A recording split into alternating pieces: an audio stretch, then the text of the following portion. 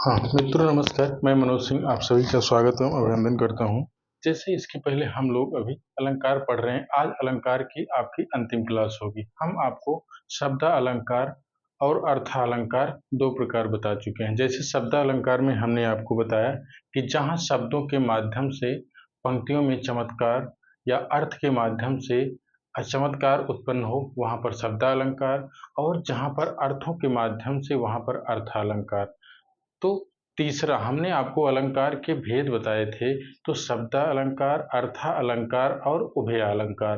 तो शब्द अलंकार में हमने आपको बताया था कि अनुप्रास अलंकार होगा, वक्रोक्ति अलंकार होगा, बीप्सा, श्लेष और यमक अलंकार, ये आपके शब्द अलंकार होंगे। उसके बाद अर्थ में हम देखें रूपक, उपमा, भ्रांतिमान, संदेह, अतिशयोक्ति, अत्युक्त आदि, तद्गुण, अतद्गुण, मिलित, उन्मिलित आदि जो है आपके अर्थ अलंकार में होंगे। अब हम आपको आज बताएंगे उभय अलंकार। अगर उभय अलंकार की हम बात करें, उभय उभय का अर्थ क्या होता है कि दोनों, दोनों तरफ कैसे, जैसे सब उभय अलंकार में दो प्रकार हो जाएगा। जैसे जहाँ पर शब्द और अर्थ दोनों के माध्यम से जहाँ पर उत्पन्न हो, अर्थ उत्पन्न हो या चमत्कार उत्पन्न हो, वहाँ पर क्या कहेंगे, उसे हम उभय अलंकार कहेंगे। तो ठीक है, उभय का अर्थ दोनों ओर होता है। तो यहाँ पर हम देखें कि जहाँ पर शब्द और अर्थ दोनों के माध्यम से अर्थ उत्पन्न हो या चमत्कार उत्पन्न हो, वहाँ पर उभय अलंकार कहते हैं। तो आइए मित्रों हम लोग देखते हैं उभय अलंकार। यहाँ पर आप देखिए, आज हम देखते हैं उभय अलंकार। उभय का अर्थ होता है कि दोनों तरफ, अर्थात इसकी परिभाषा की हम बात करें तो क्या हो जाएगा, जहां शब्द और अर्थ, शब्द और अर्थ दोनों के माध्यम से, दोनों के माध्यम से चमत्कार उत्पन्न हो तो वहां पर उभय अलंकार होता है। अभी हमने आपको सिर्फ परिभाषा बताया, क्या बताया, उभय अलंकार होता है। उभय अलंकार की परिभाषा की हम बारे में बात करें, जहां शब्द और अर्थ दोनों के माध्यम से चमत्कार उत्पन्न होगा वहां पर उभय अलंकार होगा। अगर हम इसके प्रकार के बारे में बात करें तो इसके दो प्रकार हो जाते हैं। दो प्रकार कौन कौन से हो जाते हैं, एक हो जाता है संकर। संकर किन शब्दों से मिलकर बना है, सम, उपसर्ग और कर से जुड़ा हुआ है संकर। और दूसरी तरह हम बात करें, दूसरी तरफ संश्लिष्ट, तो क्या हो जाएगा, संश्लिष्ट। अगर यहाँ दोनों को हम समझने का प्रयास करते हैं, संकर क्या है और संश्लिष्ट क्या है, तो संकर शब्द को हम नीर छेर, और संश्लिष्ट को हम तिल और तंदुल के नाम से, तिल और तंदुल। अब यहाँ पर देखिए दोनों का अंतर। जैसे हम आपसे कहें, संकर शब्द उसे कहते हैं जहां पर नीर छीर, अर्थात दूध और पानी को हम अलग नहीं कर सकते हैं। उसी प्रकार से इसमें दो अलंकार रहेंगे जिनको हम अलग नहीं कर सकते हैं। नीर छीर जैसे दूध और पानी को हम अलग नहीं कर सकते हैं। लेकिन यहाँ संश्लिष्ट की हम बात करें, तिल और तंदुल, अर्थात तिल और चावल को हम अलग कर सकते हैं। तो वहां पर दोनों अलंकार को हम अलग कर सकते हैं, पहचान सकते हैं, यहाँ पर अलग नहीं कर सकते हैं। तो यही पहला आपका देखा जाएगा। हम आपको क्या बताए हैं, उभय अलंकार। आज हम आपको उभय अलंकार के बारे में बता रहे हैं कि जहां शब्द और अर्थ दोनों के माध्यम से हाँ, जो चमत्कार उत्पन्न होता है उसे उभयालंकार कहते हैं और इसके दो प्रकार होते हैं, संकर और संश्लिष्ट।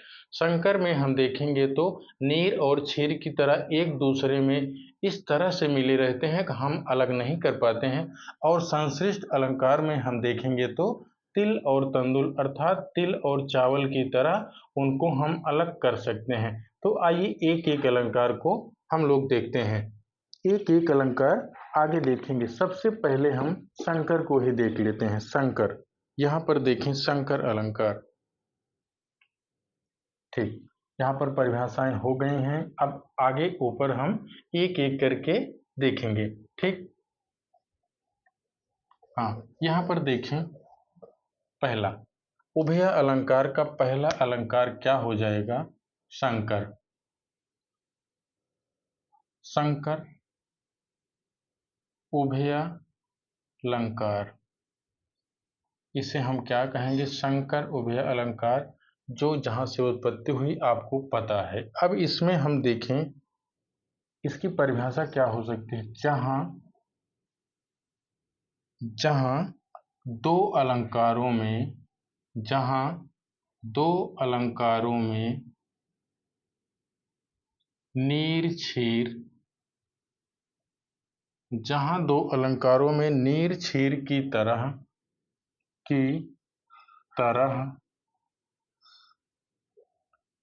नीर क्षीर की तरह ऐसा मिश्रण हो कि उसे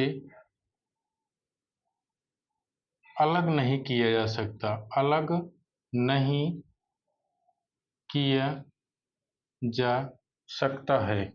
तो यहाँ पर हम देखें संकर किसे कहेंगे? संकर अलंकार उसे कहेंगे जहां दो अलंकारों में, हाँ, यहाँ पर दो अलंकारों में नीर क्षीर की तरह ऐसा मिश्रण हो कि हम अलग ना कर सकें, उसे क्या कहेंगे? उसे संकर अलंकार कहेंगे। अगर हम इसकी परिभाषा की बात करें, वहाँ उदाहरण की बात करें, तो पहला उदाहरण ही हम देख लेते हैं। नयन नीलिमा, नयन नीलिमा, उदाहरण की बात करें, नयन नीलिमा के लघु नभ में, के लघु नभ में, हाँ, पहली पंक्ति है और दूसरी पंक्ति इसे हम देखते हैं। अली की सुषमा, अली की सुषमा का संसार, यहाँ पर पहली पंक्ति हो गई। अगर दूसरी पंक्ति की हम बारे में बात करें, बिरल इंद्र, बिरल इंद्र, बिरल इंद्र धनुषी बादल सा, बिरल इंद्र धनुषी बादल सा, दूसरी पंक्ति हो जाएगी। बदल रहा है, बदल रहा है निज रूप अपार। ठीक, यहाँ पर देखते हैं हम पहला, इसमें क्या है आपका? अगर हम देखें तो क्या होगा? नयन नीलिमा के लघुनभ में अल की सुषमा का संसार, बिरल इंद्रधनुषी बादल सा, बदल रहा है निज रूप अपार। यहाँ पर आप देखिए तो अलंकार कहाँ पर होगा? यहाँ पर हम देखें बादल सा, मतलब यहाँ पर क्या हो जाएगा? उपमा अलंकार हो जाएगा। यहाँ पर उपमा बादल सा, अगर यहाँ कहें ना और यहाँ पर भी ना है और यहाँ सा है, यहाँ सा है, तो इसका मतलब इसमें अनुप्रास अलंकार हो जाएगा, क्योंकि यहाँ सा की आवृत्ति और ना की आवृत्ति हुई है, तो यहाँ पर अनुप्रास अलंकार हो जाएगा। इस पंक्ति में हम देखें तो दो आपका अलंकार हो जाएगा। पहला अनुप्रास हो जाएगा, अगर यहीं दूसरा हम देखें तो आपका उपमा अलंकार हो जाएगा। ठीक, यहाँ पर इसमें हम संकर में पहला देख रहे हैं, नयन नीलिमा के लघु नभ में अल की सुषमा का संसार, विरल इंद्रधनुषी बादल सा बदल रहा निज रूप अपार। यहाँ पर पहली पंक्ति है, पहला उदाहरण है। अगर यहीं हम दूसरा उदाहरण देखें, एक बार इसको देख लीजिए, आगे हम बढ़ते हैं। आगे बढ़ते हैं दूसरी पंक्ति पर, दूसरे उदाहरण पर। ठीक, शंकर अलंकार के अगर हम देखें तो दूसरा उदाहरण क्या हो जाएगा? सबसे प्रसिद्ध पंक्ति रामचरितमानस की बालकांड से ली गई है। बंदव गुरु पद पदुम परागा। बंदव गुरु पद पदुम, हाँ, बंदव गुरुपद पदम पदम परागा। हाँ, आगे देखते हैं, अगली पंक्ति है सुरुचि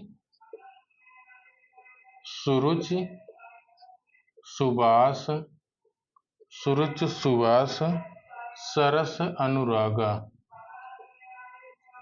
सरस अनुरागा, यहाँ पर हम देखें बंदव गुरुपद, गुरुपद में आपका क्या हो जाएगा? गुरु का पैर कैसे है, यहाँ समान समझ लिया गया। यहाँ पर आपका क्या हो जाएगा? यहाँ पर और यहाँ पर सा है, यहाँ पर सा है, यहाँ पर सा है, तो अनुप्रास अलंकार हो जाएगा। पद्म पराग, यहाँ पर आपका रूपक अलंकार हो जाएगा। रूपक और उत्प्रेक्षा अलंकार, रूपक और अनुप्रास अलंकार यहाँ पर हो जाएगा। ठीक है, यहाँ रूपक और अनुप्रास, बंदव गुरुपद पद्म परागा सुरुच सुबास सरस अनुरागा, ये आपका शंकर उभया अलंकार का उदाहरण है। आइए इसके बाद हम लोग देखते हैं दूसरा उदाहरण। यहाँ देख लीजिए इसका, इसके बाद हम लोग दूसरा उदाहरण, दूसरा देखते हैं उभया अलंकार का दूसरा भेद क्या है, इसको हम देखते हैं संश्लिष्ट। अगर हम इसे देखें दूसरे का तो क्या हो जाएगा? संश्लिष्ट उभया अलंकार। हाँ, संश्लिष्ट उभया अलंकार। अगर हम इसके बारे में बात करें तो क्या हो जाएगा? हाँ, जहां अनेक अलंकारों में, जहां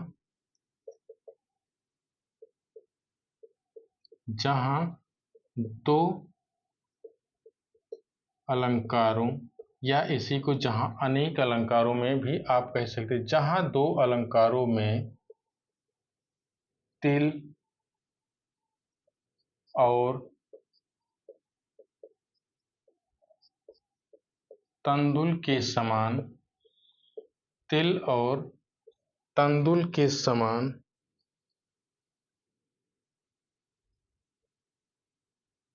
तिल और तंदुल के समान ऐसा मिश्रण होता है, ऐसा मिश्रण होता है जिसे हम अलग कर सकते हैं, अलग कर सकते हैं। वहां पर क्या होगा? वहां पर आप जान लीजिए संश्लिष्ट अलंकार होगा। अगर इसकी हम परिभाषा की नहीं, उदाहरण की अगर हम बात करते हैं तो एक पंक्ति आती है, जगन्नाथ दास रत्नाकर की पंक्ति है। कौन सी पंक्ति है? यहाँ पर हम देखते हैं, काहे रत्नाकर, काहे रत्नाकर, हाँ, काहे रत्नाकर गुआरिन कै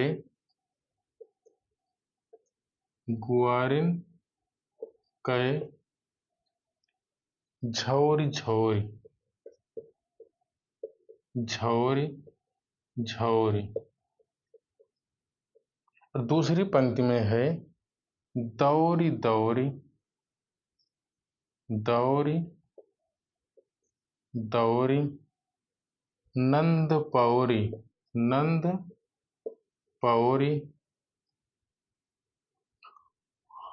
आवनी सबे लगी, आवनी सबे लगी।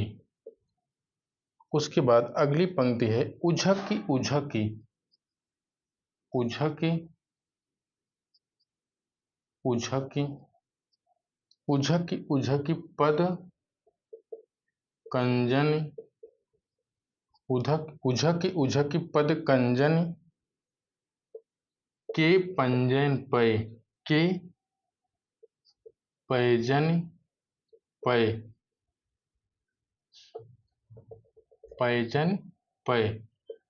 आगे देखते हैं पेखी पेखी।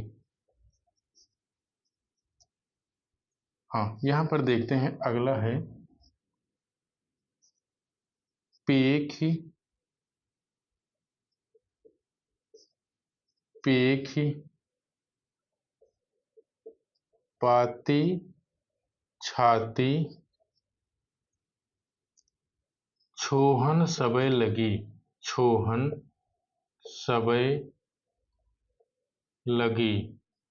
अगली पंक्ति हो जाएगी हमको लिखो है कहाँ हमको लिखो है कहाँ हमको लिखो है कहाँ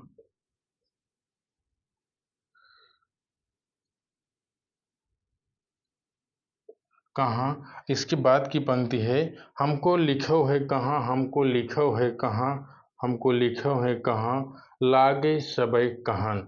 यहाँ पर आप देखिए, यहाँ पर आपका पंजन और कंजन में क्या हो जाएगा, यहाँ पर आपका रूपक अलंकार हो जाएगा और यहाँ पर झौर झौर में क्या हो जाएगा, बीपसा अलंकार हो। झौर झौर दौर दौर उझकी पेखी पेखी, इन सब पंक्तियों में आपका क्या हो जाएगा, बीपसा अलंकार हो जाएगा। तो हम आपको बताएं बीपसा अलंकार किसे कहते हैं। बीपसा अलंकार की अगर हम परिभाषा की बात करें तो किसी शब्द आश्चर्य, घृणा, हर्ष, उल्लास आदि शब्दों को अच्छा सुंदर लगने के लिए उनके शब्दों को दो बार आवृत्ति कर दी जाती है, तो वहां पर बीपसा अलंकार होता है। बीपसा अलंकार की परिभाषा यही है। इसमें झौर झौर अर्थात दो बार आया है, बीपसा अलंकार हो जाएगा। पद कंजन यहाँ पर रूपक अलंकार हो जाएगा। तो हम आपको बताएं संश्लिष्ट उभय अलंकार में हमने एक देखा जिसमें बीपसा और रूपक अलंकार है। तो मित्रों, आज हम लोग अलंकार को पूरा कर चुके हैं। आपका शब्दा अलंकार, अर्था अलंकार और उभय अलंकार। अब आपके जितने भी अलंकार हैं सभी अलंकार एक बार पूरे कर दिए गए हैं। आपकी अगली क्लास में फिर हम कुछ नया लेकर आपसे मिलते हैं। तब तक के लिए जहाँ भी रहिए आप पढ़ते रहिए, जहाँ भी रहिए खुश रहिए। ठीक है, अगली क्लास में आपसे फिर मिलते हैं। तब तक के लिए नमस्कार मित्रों।